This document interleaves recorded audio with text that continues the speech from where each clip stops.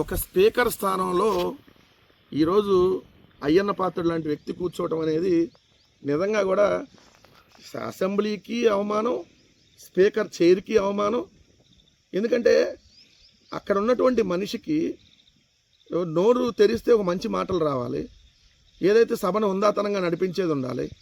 సభ బయట అయ్యన్న పాత్రుడు బిహేవియర్ అలానే ఉంటుంది, సభలోనూ అలానే ఉంటుంది. స్పీకర్ అనే స్థానానికే అర్హత లేనటువంటి వ్యక్తులను తీసుకొని వచ్చి ఆ స్పీకర్ చైర్లో కూర్చోబెట్టి మాట్లాడించటం. ఆయన నిన్న అసెంబ్లీలో మాట్లాడాడంట, అసెంబ్లీ లాబీలోనూ మరి ఎక్కడో బయట 11 అని మాట్లాడాడంట. ఆ 11 చూస్తేనే కదా మీకు భయం వేస్తుంది. 11 ఆఫ్టర్ ఆల్ మీరు అన్న 11. 11 ప్రతిపక్ష హోదా ఇవ్వడానికి ఎందుకు భయపడుతున్నారు? 11 చూసి 164 మంది ఎందుకు దడుచుకుంటున్నారు?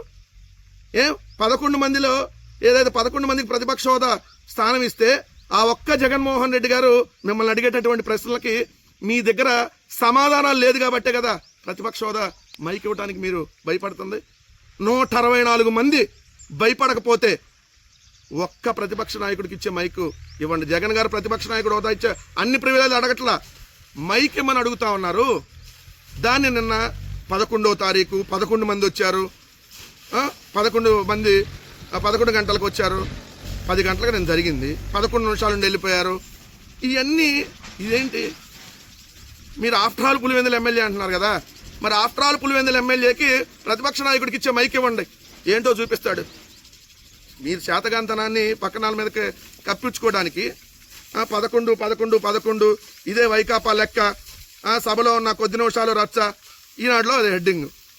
ఇలా ఉంటాయి ఇలా బతుకులు, ఇలా వార్తలు, ఇలా రాతలు.